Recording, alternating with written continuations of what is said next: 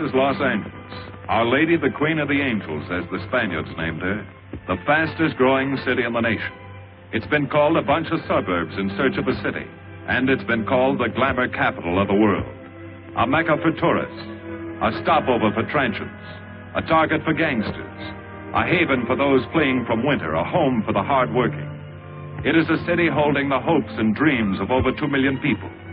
It sprawls out horizontally over 452 square miles of valleys and upland, of foothills and beaches. Because of that vast area, and because of a population made up of people from every state in the Union, Los Angeles is the largest police beat in the country, and one of the toughest. We're going to take you into the city hall where police headquarters are located. Here in communications are the ears and voice of the police. The lights on the complaint board flash 24 hours a day. Citizens reporting a prowler, a lost child, a man molesting a woman, an auto accident, a wild party. Spend an hour or two here and you will think the whole city has gone berserk. Minute by minute, the orders go out to the radio cars in the far-flung divisions. Watts and Wilshire and West Los Angeles. Hollywood and Hollenbeck Heights in North Hollywood. The work of the police, like that of woman, is never done. This is the case history of a killer, taken from the files of the Detective Division. The facts are told here as they happen. The story properly starts here in Hollywood Division headquarters at 1 o'clock of a June morning last year. Officer Robert Rollins had finished his tour of duty and signed out. It had been a tough day. He'd be glad to get home. His wife would be waiting up for him as she always did.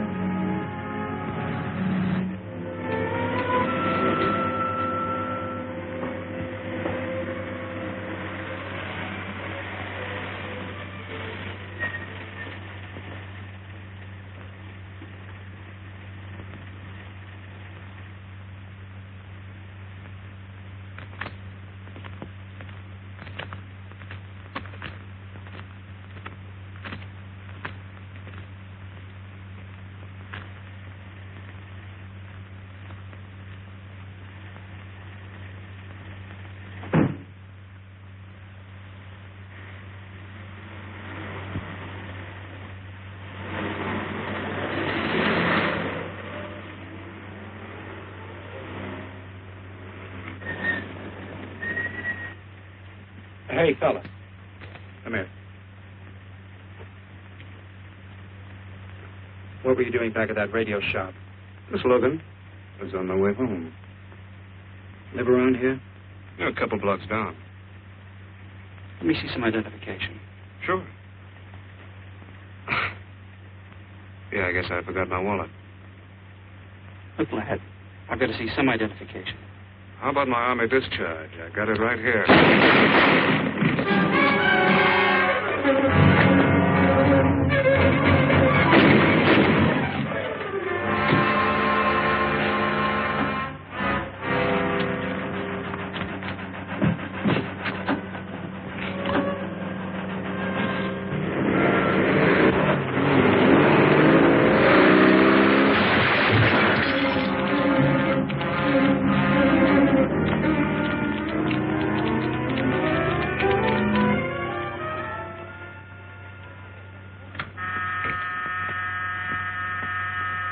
Police Department, Operator 27.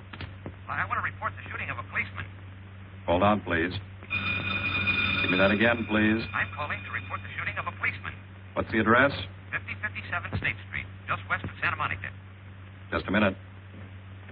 Receiving hospital. Operator 2. Operator 27, 5057 State Street, 5057 State Street. An officer has been shot. Send an ambulance. All units in the vicinity of State Street and Santa Monica Boulevard. Proceed at once to 5057 State Street, 5057 State Street. An officer shot. Code 3.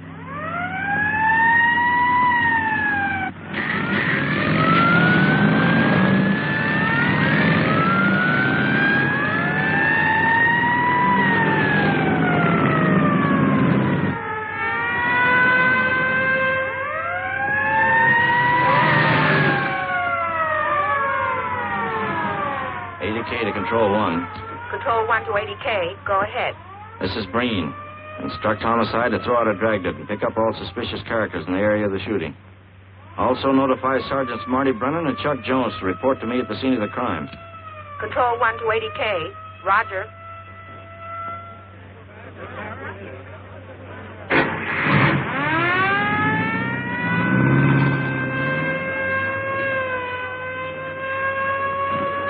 I see. Well, what have you got so far? Well, not much, Captain Breen. A couple of cartridge cases.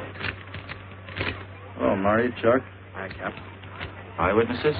Who was first on the scene? Reported it. I was. I live here. I'm a light sleeper, but my hearing is good. And my Did cat... the officer say anything before he collapsed? Yeah, he gave a description of the fellow. On the shooting of the officer. Suspect is a white male American. Age 26 or 7. 5 feet 10 or 11. 155 to 165 pounds. Brown hair. Regular features. Pencil mustache. Repeat broadcast. All units. Is that about it? Yes, sir, exactly. And the officer kept saying, he looked like such a nice kid. He looked like such a nice kid. As if he couldn't believe what had happened to him. I see. Is that all? Yeah. Thank you very much. Yeah, well, anything else I can do, I'd be glad to help you. We may call him. Get his name and address, will you, Bob? This door been checked, Lee? Yeah, it's okay, Captain.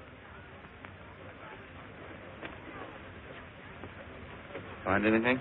Nothing but some smudges so far. Found this in the glove compartment. I think it's nitroglycerin. Doesn't look quite right. Well, check it down at the lab. Right. Hmm.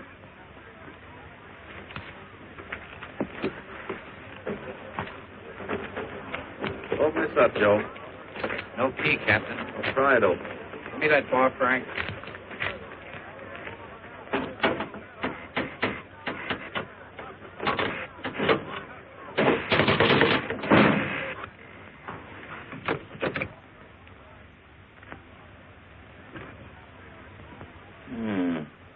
Regular arsenal.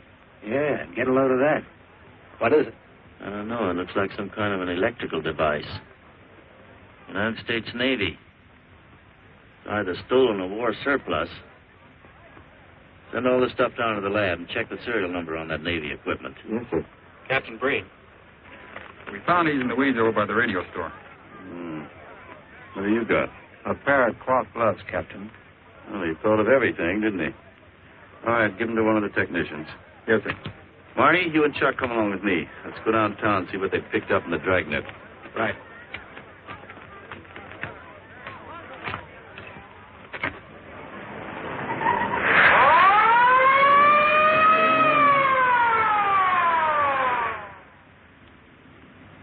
You know him, Marty?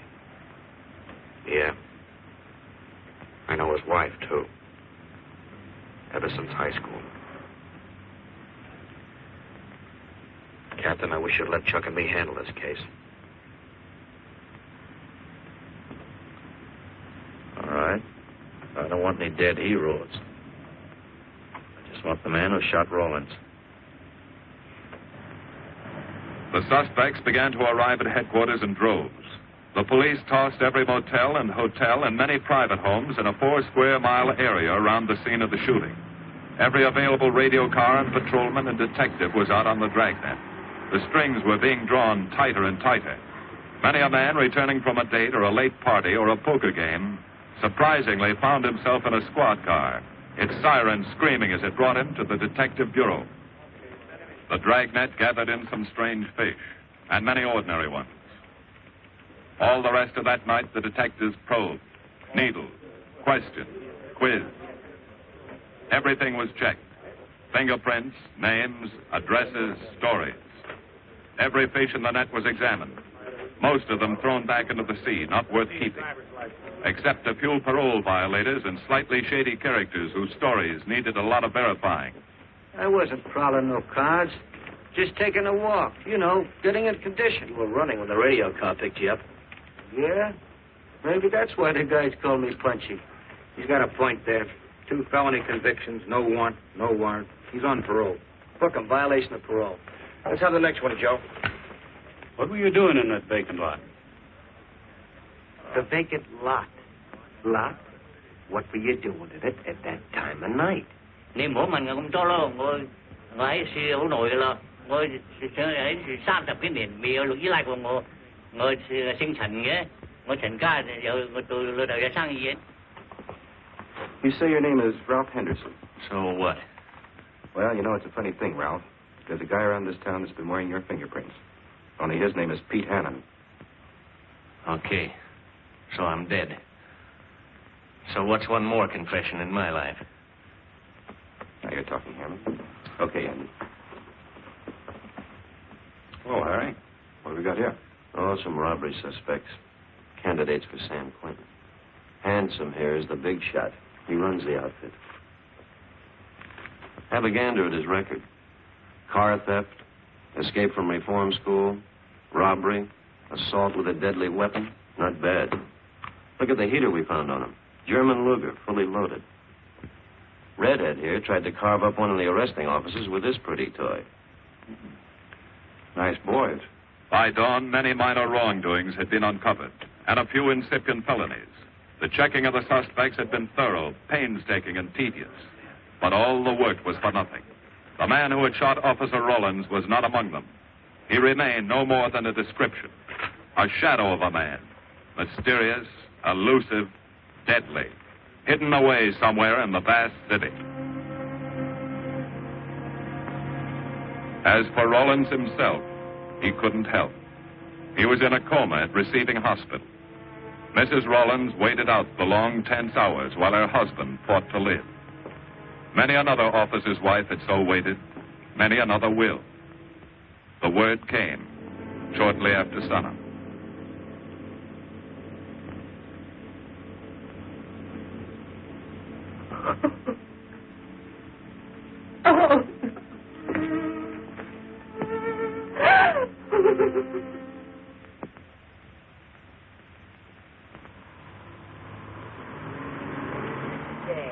A white male American, 26 or 7, 5 feet 10 or 11, 155 to 165 pounds, brown hair, regular features, pencil mustache. This was no frightened fugitive. What went on in his mind?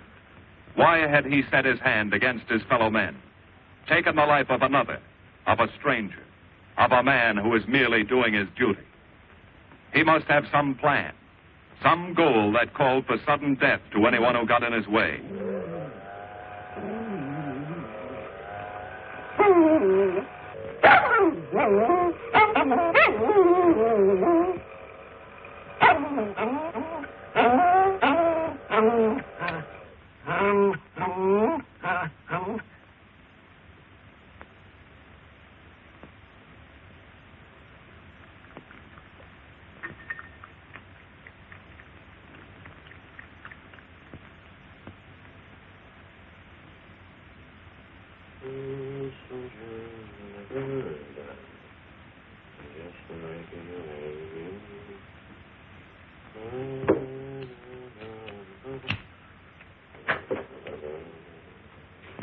Good morning, boys.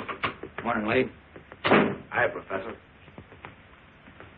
Well, I thought this was safe cracker soup. You gonna drink it, I hope? I'm really a nice guy. Stick around. I'll prove it. Come over here.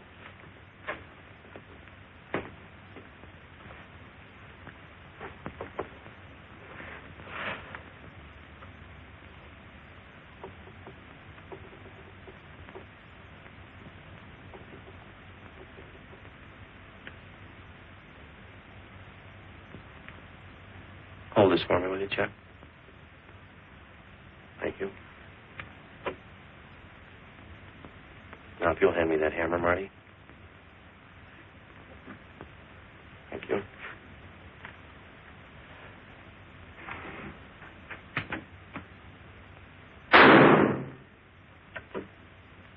Yeah. Nitroglycerin. I didn't ask for a collection of fingers, just fingerprints. All those nice fingerprints on the car belong to the man it was stolen from, Cap. Nothing on the guns, the picklocks, Not even an interesting smudge. the gloves. Common type, worn by undertakers. I'll check on them. They won't show anything. What did your scientific test show? A couple of little things. Tool identification on these picklocks. I got one under the scope. You want to take a look? Yeah.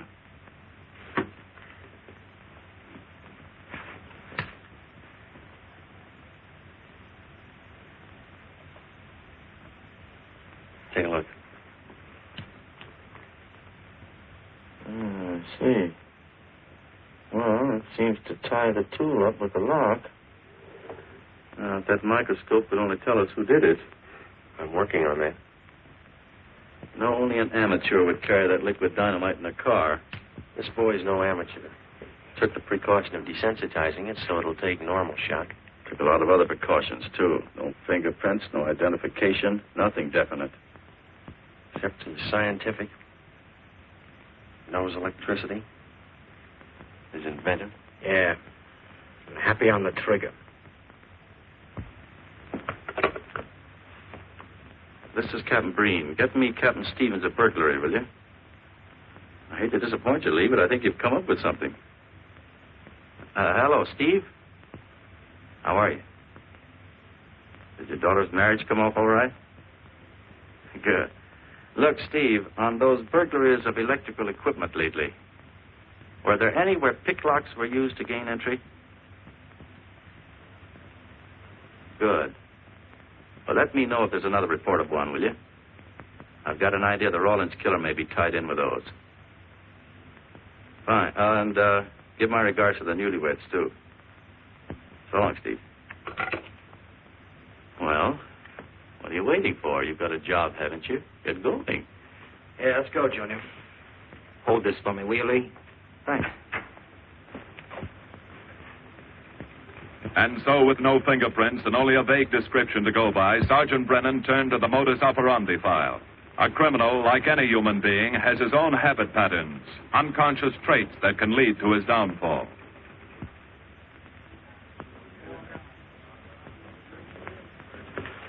There you are, Junior. List of burglars who use picklocks for entry. Oh, great. This narrows it down to just a couple of hundred suspects in this area. Give me a match, will you? That may not be so bad. This guy's improved on the system. Maybe he's left his trademark on some other job. Well, here we go, legging it all over town, asking a million questions. What you paid for, isn't it? Am I paid to associate with you, too, Junior? You could do worse. Not this year. Come on.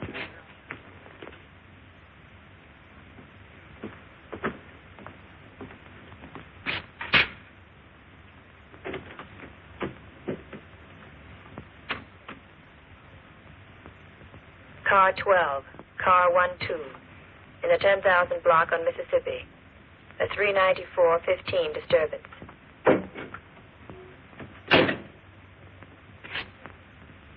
Car 80K, code 1.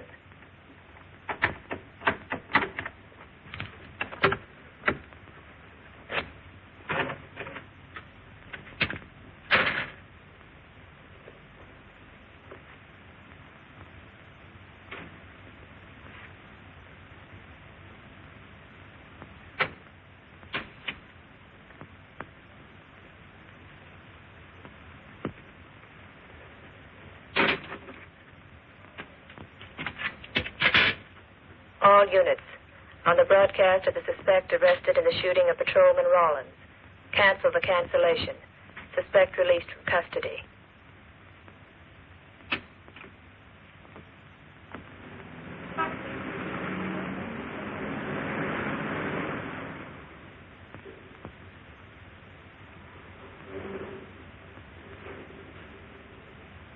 Oh, hello, Mr. Martin. You find Mr. Reeves in the machine shop.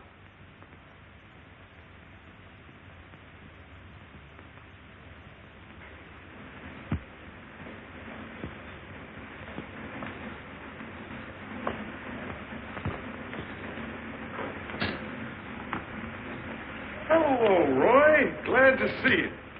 How are you, Mr. Reeves? Hi. I was hoping you'd drop in. I wanted to thank you for showing us how to handle that repair job. Helped a lot.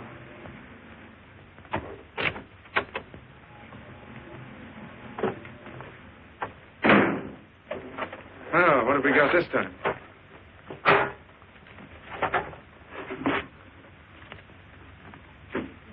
Sewer grab.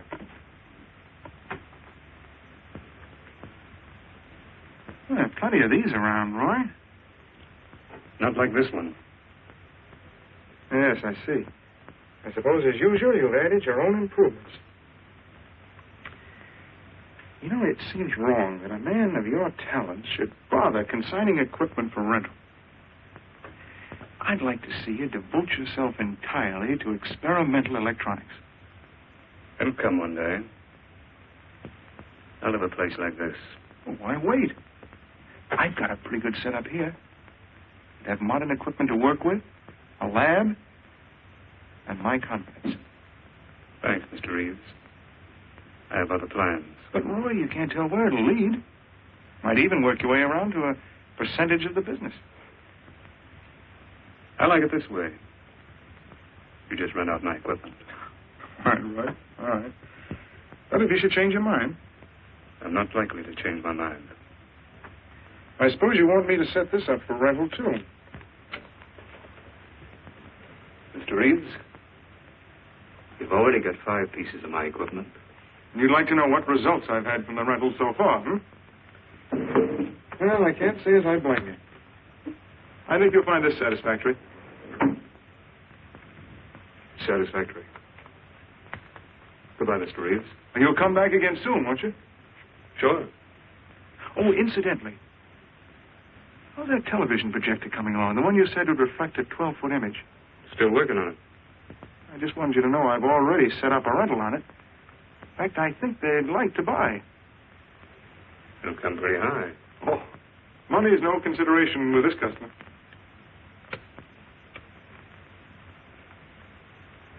Tell him he can pick it up tomorrow. I thought you said it wasn't finished yet. It'll be finished.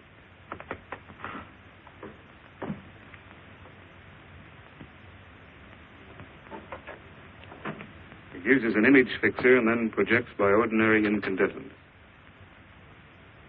Roy, this is the best television projector I've ever seen. Let's hope that your customer thinks so. He will. Yes? Send him right in, Charlotte. There, you see, our customer is here, begging for the privilege of buying. Better be running along. I'm not much good at business. Oh, but Roy, he'll want to congratulate you. Just see that the price is right. All right, Roy. I'll get you a good deal. So long. See you.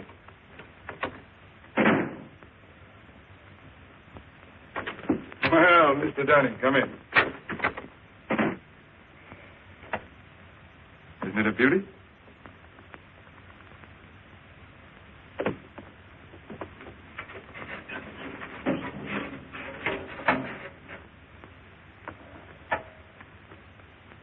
It's a beauty, all right. You like it? I certainly do like it. You see, it's mine. What do you mean? Let me have it, please. I built it. Spent years on it. Oh, you must be crazy. Roy built this machine himself. Your friend's a crook, Paul. You've been taken in. Hello? Give me the burglary detail. Dear Jim, regarding your inquiry on a 38 caliber Smith & Wesson revolver, oh, come in, boys. Burglary detail just sent this report through. It's a man named Dunning reports tracing a stolen television projector to the Reeves Electronics Lab. Think it's a tie with the Rawlins case? Well, take a look at this fellow Reeves and see what gives. I'll notify burglary we're following up on it. Right. Come on, Junior.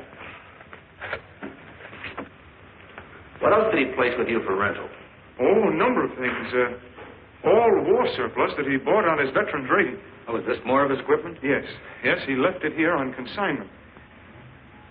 I'm sure that Roy can explain everything. Well, maybe he can, Mr. Reeves, if you'll tell us where he lives. But I don't know. Mr. Martin's on the phone, sir. I'd better talk to him. I think so, Mr. Reeves. I'll take it in the superintendent's office.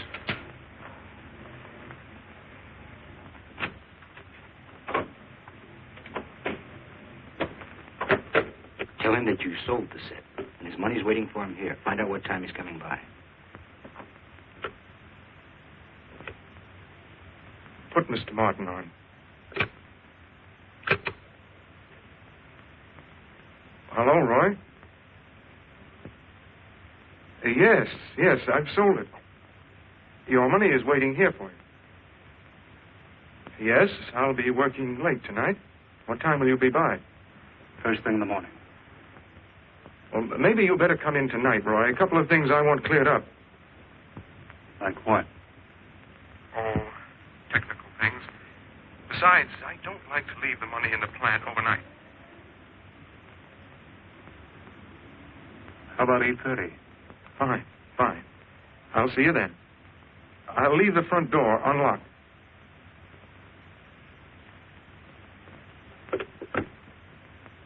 You'll be here at 8:30.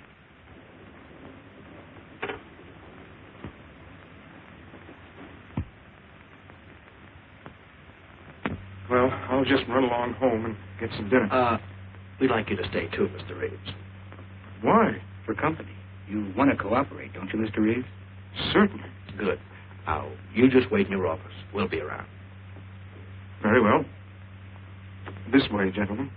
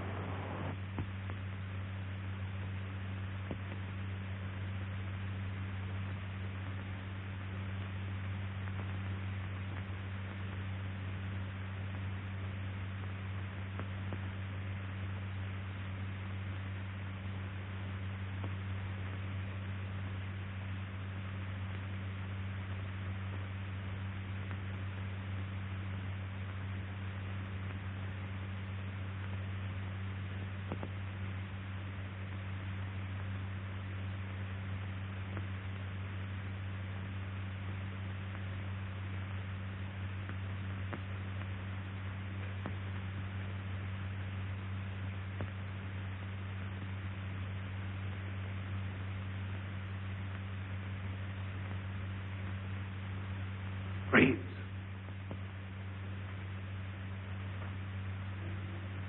That you, Roy?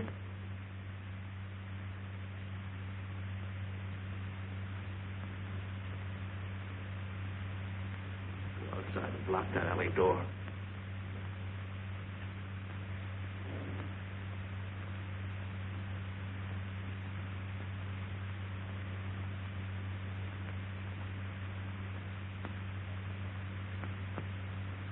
Where are you, Roy?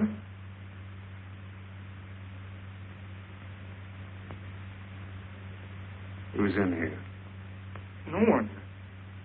I'm alone.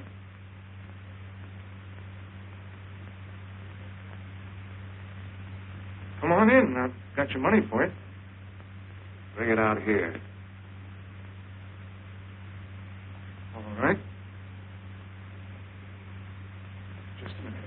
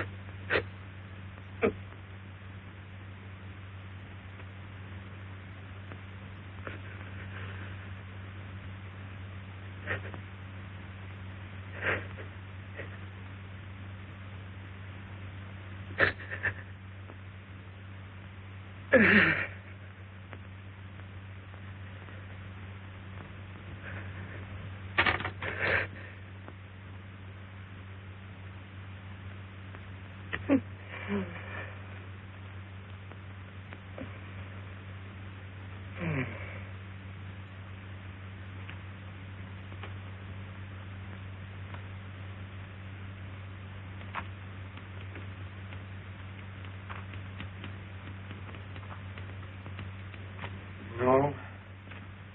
None of them even looks like Roy Martin. He had such a fine face. Didn't keep you from carrying a gun. Or didn't you know that? No, I didn't. I've told you all I know, all he ever told me. What about his friends? Didn't he have a girl? No, I don't think so. He had no interest in anything but electronics. Where did he pick up the subject? Books, magazines. Mostly from the Signal Corps. He was attached to a radar unit. Get a teletype off to the War Department. That might help. Yes? Ready on your call to receiving hospital, Captain Breen. Hello, this is Captain Breen. What is the latest report on Sergeant Jones?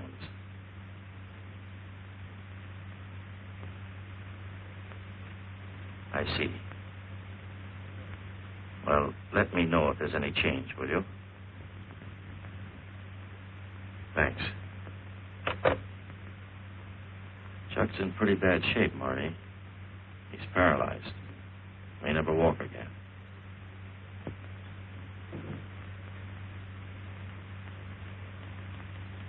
Oh, I'm sorry. It's funny that Martin showed up at 7 when he told you he wouldn't be there till 8:30. I don't know why. Except he was always unpredictable. I'll tell you why. Because you warned him. That's why he came early. That's why he came in the back way. But you heard me tell him the front door would be open. And the key to let him in the back way? He must have had one made. Why don't you tell us the truth? Marty.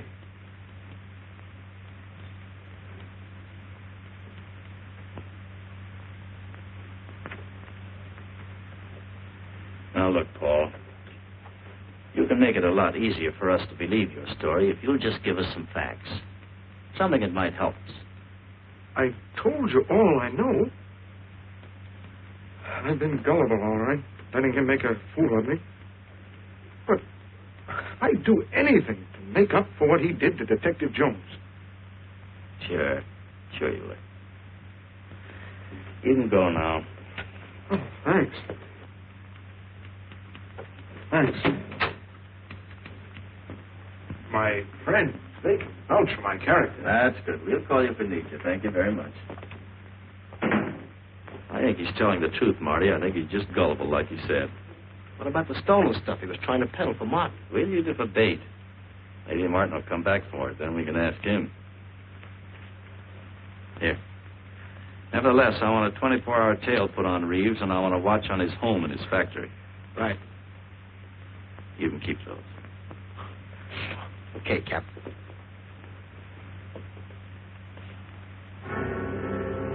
And now the killer changed his tactics, his modus operandi. It would baffle the police. They always expected burglars to remain burglars, not go in for stick-ups. They never tie this up with him. So wearing a variety of disguises, coming and going like a shadow, ready to kill if cornered, he struck the bottle stores in a one-man blitz that had the robbery detail dizzy.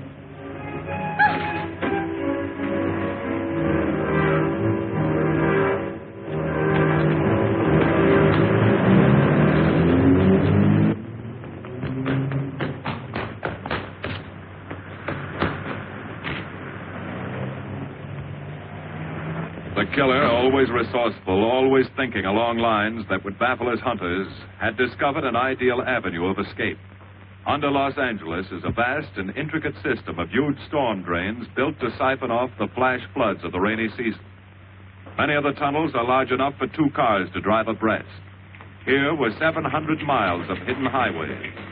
Ideal for the use of someone who needed to hurry from place to place without being seen. Ideal as a hiding place for guns and supplies in case of emergency. What is it, Lee? Well, the reason I asked you to come over is I think I've hit on something. An identification? No, not quite, but a tie-up. Now, these are the shells from the gun that killed Rawlins. These were fired in the liquor store holdup in which the bandit got away. And these were fired at Chuck. Now, as you know, every ejector, even in guns of the same model and caliber, is different. Each one leaves its own markings on the cartridge casing. Now, look at these fine striations. This deep gouge. The same on all three.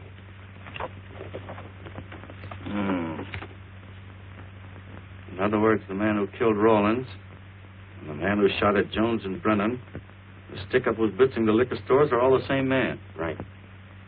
All we need to know is what that man looks like. Get me Chandler in robbery, will you? I've got an idea about that. Also, it'll give us a chance to see if Reeves is on the level with us. Steve, Breen, about those blitz holdups you're on. Round up all the victims and have them down here tonight, will you? Oh, it's just a little scheme. Thanks, Steve. That's good. Now I'll sketch another one of the same type, only this time thin it out a little, huh? All right. Hi, Lee. How's it coming? You ready for tonight? We'll be ready. Think it'll work? It should. Where'd you get the idea? From a kidnapping case in Chicago. I thought these slides might be an improvement over the method they used. Could be. Captain thinks so.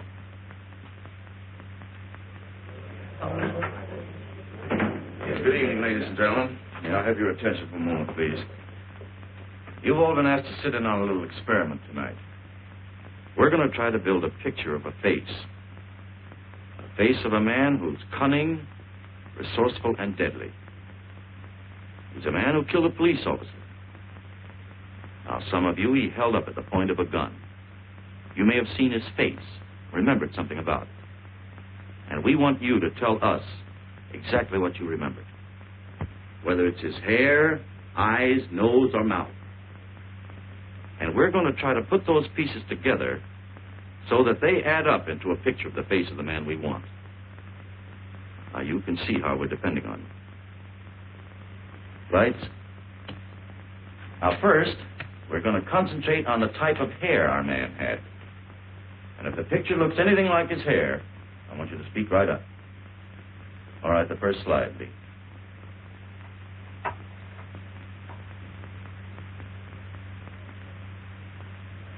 His hair had waves in it, well groomed. That's the idea, Miss Smith.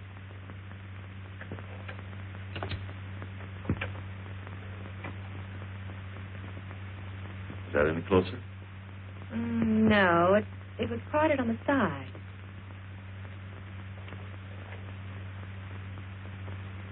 Oh, that's more like it, except it was thicker.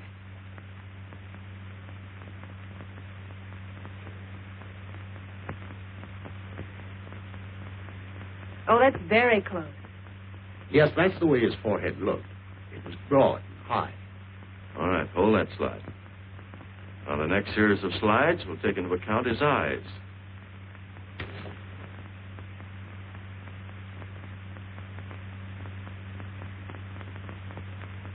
Oh, 1 minute, please. Wait, 1 minute. His eyes were a little like that. Maybe a little smaller, like beads.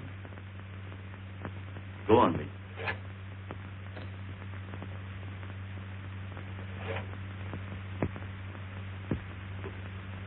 Now you've got it. Now hold that slide, Lee. Anyone else? That looks like him, only a little madder. He had a patch over one eye when he come into my place of business. I remember noticing that the one showing was blue. Well, the guy that stuck me up had on horn-rimmed glasses. He was wearing a Band-Aid across his nose when he knocked me over. Uh-huh. All right, hold that, Lee. Well, so much for the eyes. Go ahead.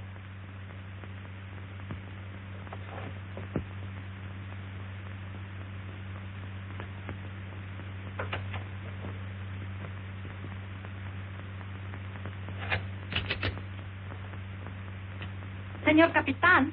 Yes, Miss Montalvo? Ay, ¿cómo se dice en inglés? A sus órdenes, señorita. Ah, qué bien.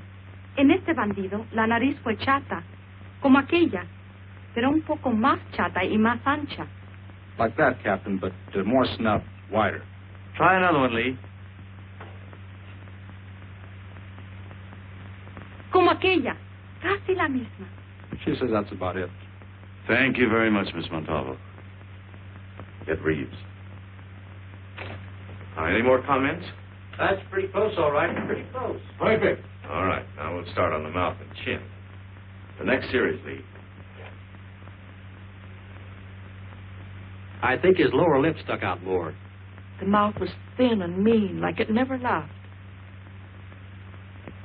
Go ahead. Something like that, but thicker lips. There. That's it. That's him. All right, now hold that right there, Lee. Oh, come in, Mr. Reeves. Good evening, Captain. Did you ever see that face before? Why, it's Roy. Except for the hair being a little lighter and the eyebrows heavier. It's Roy. You're sure? I'm positive I'd know him anywhere. Lee, I want to retouch the photograph. Now lighten the hair and give more body to the eyebrows. Right. Lights. That's all. Thank you very much. You've been a great help. It's positively amazing how you found out what he looked like. Well, we're looking for an amazing criminal, Mrs. Johnson. Thank you and good night. Good night, Captain. And so the face of the unknown killer, built up from fragments of evidence, was sent out all over the country. To chiefs of police, to sheriffs, to county constables and county jailers, to the wardens of prisons, to all postmasters and postal inspectors, to the agents of the Treasury Department, to the FBI. They showed that picture to the inmates of jails and prisons, to men with a wide acquaintance among the cat burglars and the violence boys. Informers and con men and sharpshooters were quizzed, those on the fringe of crime and those deep in the rackets. Many wanted to help. Nobody could. No one in the underworld recognized that mysterious face. He was as unknown as if he had lived in the 16th century.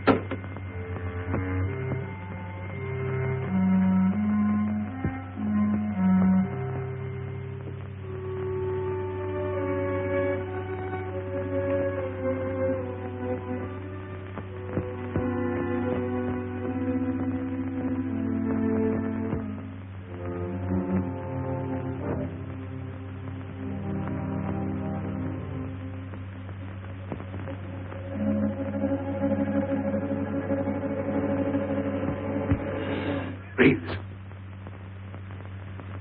Roy. Listen carefully, Reeves. Control yourself. I know you're alone in the house. Act like you're alone. Cops are watching every move you make.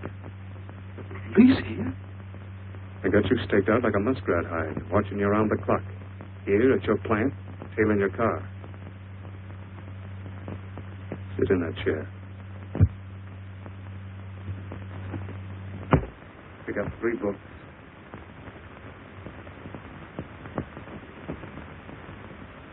Don't look up and don't answer me. All right. So glance at the book.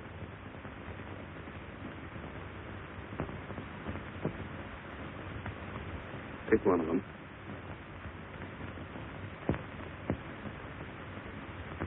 Okay. Now, that's the book you want to read before you go to bed. Now, get up and turn off the lamp.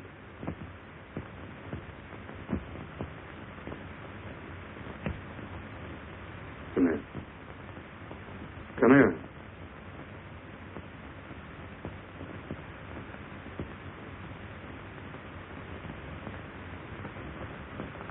Go in the den.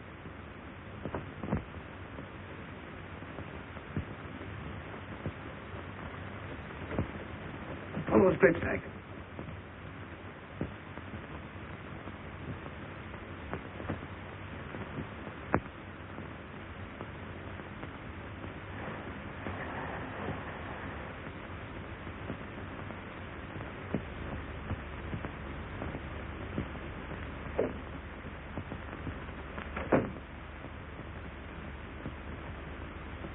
Get away from him.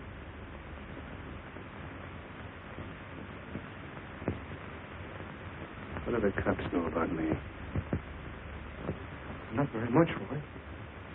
No fingerprints. They haven't even got a picture of you. They're trying to make one.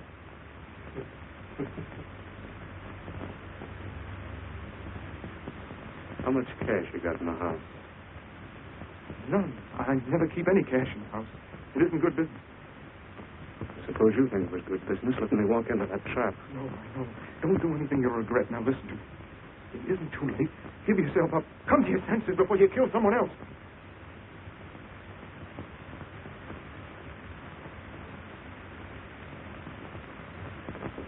What do you mean, someone else?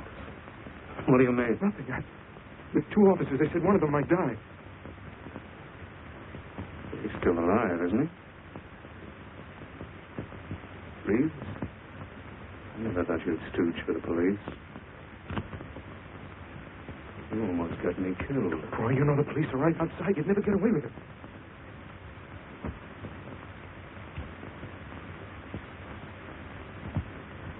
That's right. Now you're being sensible.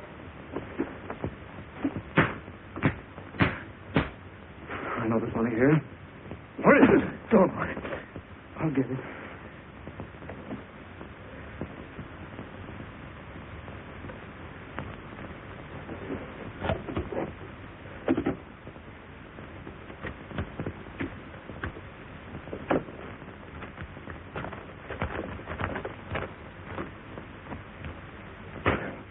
It's not enough.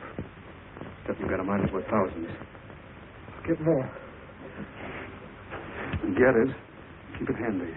I'll be back next week and next month. But get it and have it ready. Just give me time.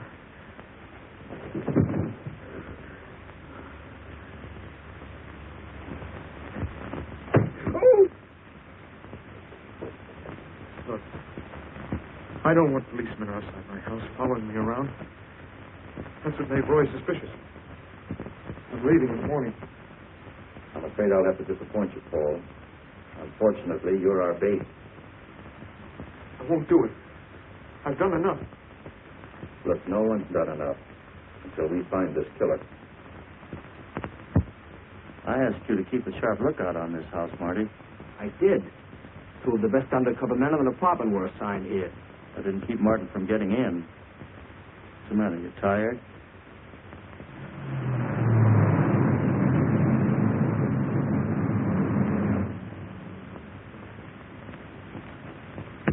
You got any idea how long you've been on this case, Marty?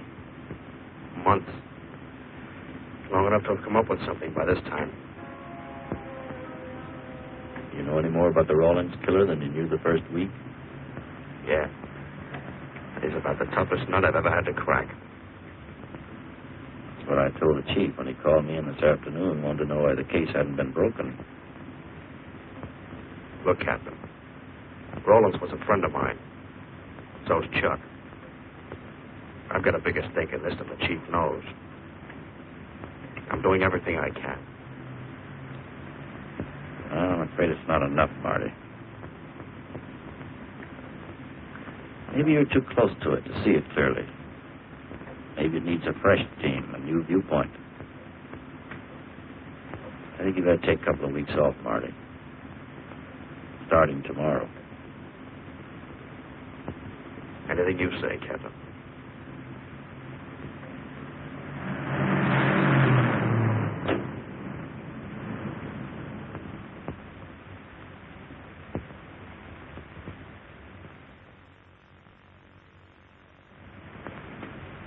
Hiya, Marty. Hi, Chuck. Meet Miss Scanlon, my new bodyguard. He's the one I've been telling you about. Oh, you mean the one with the steel trap brain? How do you do? Hello. Has this guy been behaving? After a fashion. See, she takes me off my go-kart, puts me to bed, wakes me up, dresses me. You're perfectly capable of dressing yourself now, Mr. Jones. I'll be back in a few minutes. Well, how's it been going, Junior? Oh, pretty good, Chuck, pretty good. Is that why you're off the case? How'd you know? Green was in to see me this morning. Oh. Suppose he also told you they put a new team on the case. He told me everything. Yeah. Let's see what his new boys dig up. Well, maybe they'll examine the facts of the case a little more carefully. What facts? That our man's sharp, that he's intelligent and works alone, that he has no record, never leaves a fingerprint and knows every move we make. Sure, plenty of facts, only they add up to nothing. Sure, forget it. You got yourself a 10-day vacation. Go on down to the beach, get a suntan. By the time you get back, the case will be broken. Isn't that what you want? You know better than that. All I know is what I hear. You sit there batting your gums about how the old man let you down.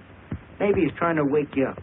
He's got a funny way of showing it. There you go, flying off the handle. Always taking things for granted. I wish I could get up and boot some sense into you. He knew what this case meant to me. He still does. That's why he's trying to get you mad enough to do something about it. You don't really figure that's his idea, do you?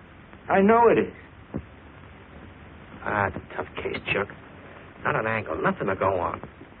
You'd know what I meant if you were out working with me. I have been working with you.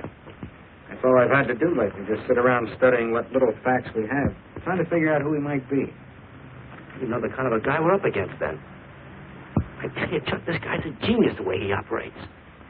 As if he were right there with us every time we go out after a lead. Oh, sure. Breen's been tipping him off just to make you look bad. Yeah, almost like that. Well, he beats us to the punch every time. There's your angle. You just hit it on the head, but you don't see it. Look, start at it. 1, he's unknown to the underworld. 2, he beats you to the punch, right? And 3, it's almost as if he were with you. Isn't that what you said? Yes. We'll tie that up with a lot of other little things, like the fact that he uses a police gun and the accuracy of the shooting. Anybody could buy a police gun, or the Army could have taught him how to shoot. Yeah, but who taught him how the police operate? Oh, I know what you're driving at, Chuck. But a cop. Those things happen. Yeah. Now, if I were still in the case, I'd start with our own department first, then Santa Monica, Culver City, Burbank, Pasadena. See you later, Julia. Hey, don't let him out of your sight, beautiful. It's the first time in years he's used his head.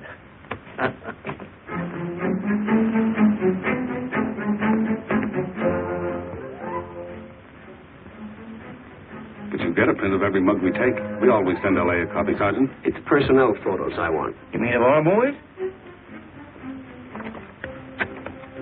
That's Roland's killer, isn't it? That's right. You checked your own department. We did that first.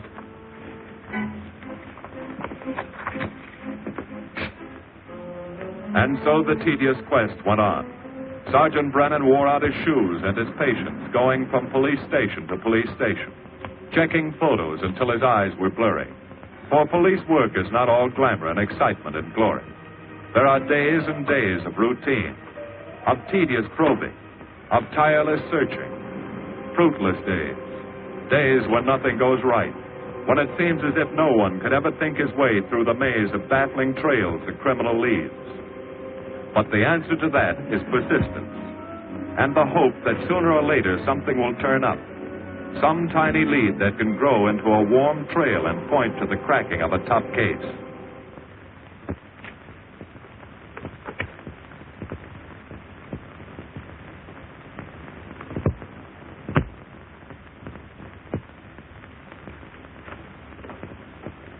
Well, that does it, boys. Can't say I'm sorry you didn't find him in here. I'd hate to think it was a cop. Doesn't seem to be anybody. It's a lot of pieces of a face that never existed. Would you mind if I see that again? Sure, frame it. Put it on your dresser. Wait a minute. He wasn't a cop. He was a radio technician right here in our dispatch office. What did you say? I'm saying he worked here in 42. Well, come on, give. I remember the kid well. He was sort of strange, never bothered with anyone in the department, just kept to himself. But he was in line for promotion when he was drafted. Where was he living at the time? I don't remember. Try the dead files. He never asked for his job back after the war. I remember writing to him about it, though. He was an excellent worker. Oh, yeah, here we are. Yeah, this is it. Took a while before he answered, but like he says in the letter, he wasn't interested.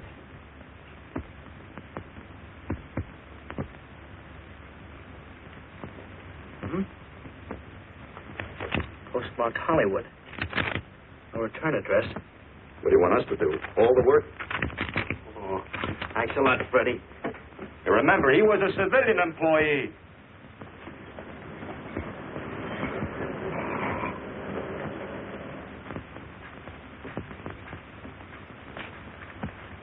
Well, how about it? Anybody recognize him? Not on my route. I never saw him before. Yeah, okay, fellas, thanks very much. I thought for a minute. No. He had that face. I wondered. Yeah? Well, this may not mean anything, but he looks like a guy that's on my route. He never gets any mail, but I see him around there all the time. He lives in one of the courts. Where? Come on, I'll show you. It's not that easy. What time does your route take you past those courts? About 9 o'clock. Why? Just thinking.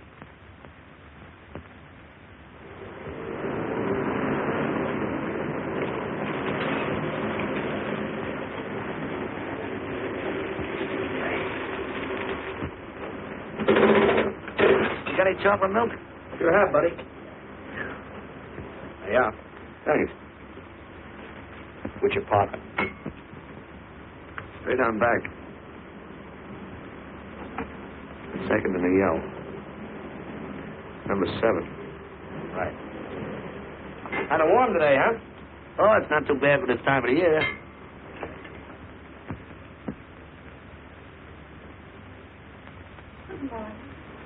Morning.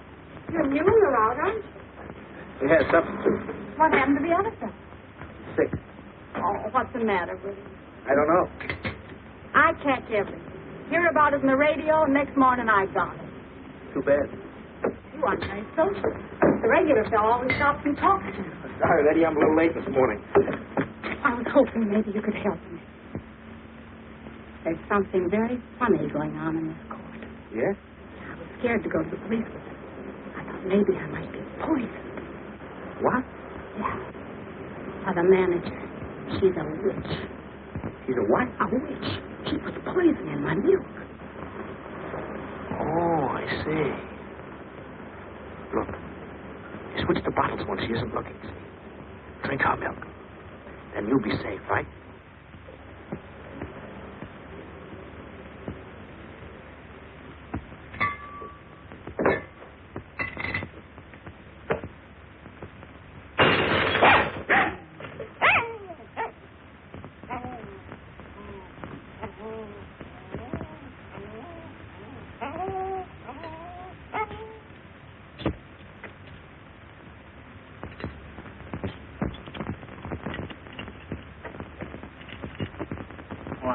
I had a little accident. Got a mop, I'll clean it up. Leave it be. I'll clean it up myself. Okay, mister.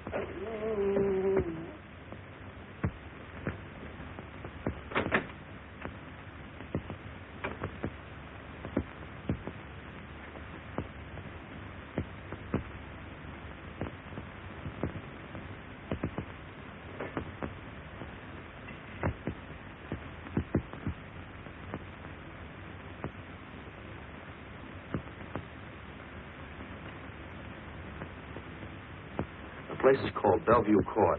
I drew this from memory, but it's pretty close. That's where he's hiding out, right there. You sure he's our man, Marty? Captain, I couldn't go wrong on that face. He's our man.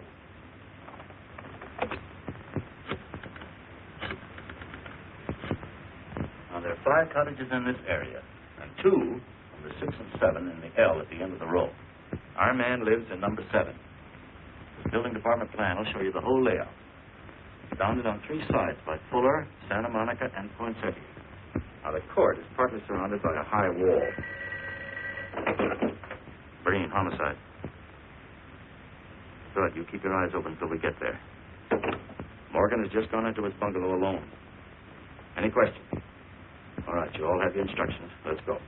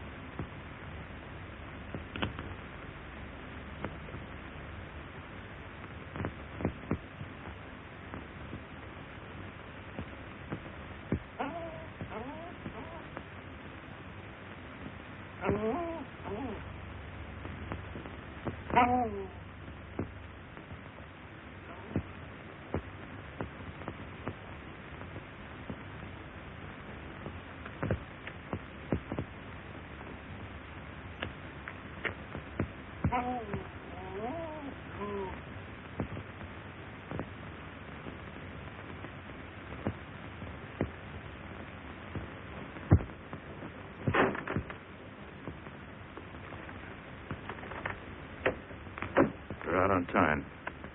Wait 5 minutes. Go around and block the side entrance. Keep your lights off.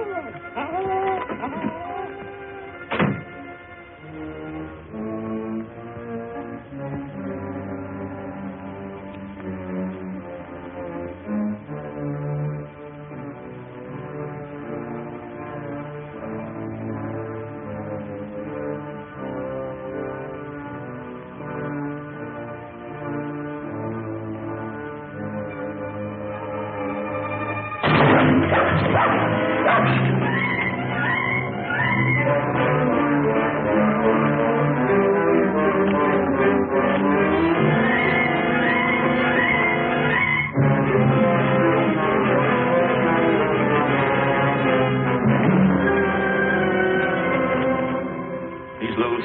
I want a radio car in a hurry.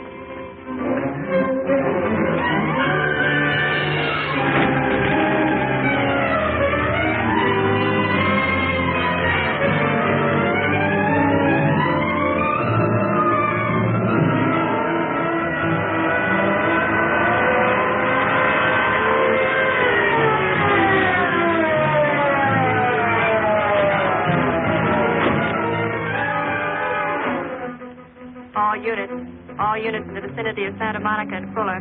The murder suspect in the Rawlins killing is at large.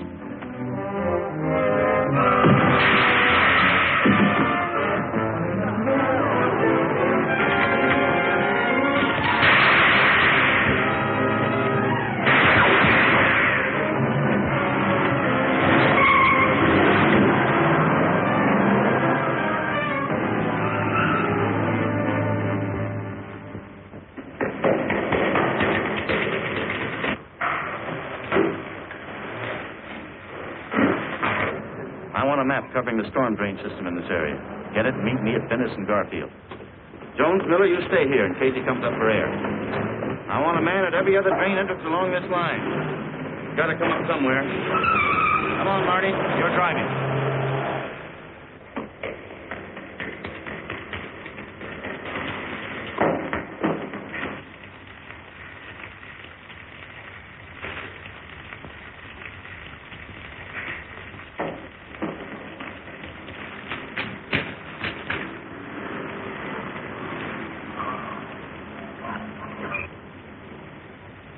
Keep this drain covered. It's liable to pop out anywhere.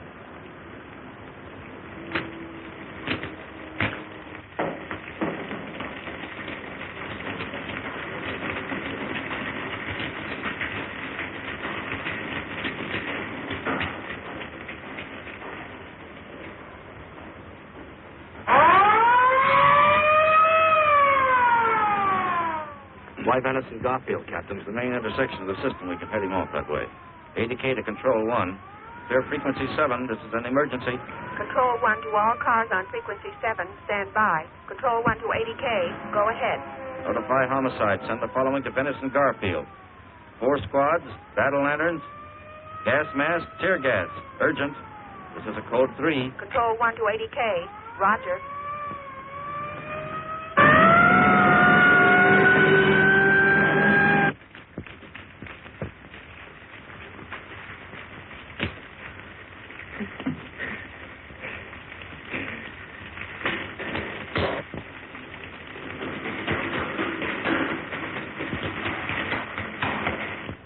Probably head down this main drain to where it comes out at the Rio Hondo. Now, you take your squad and cover that exit. Right. Keep all spare radio cars cruising back and forth along this main street. Watch the curb inlet. We'll go in here.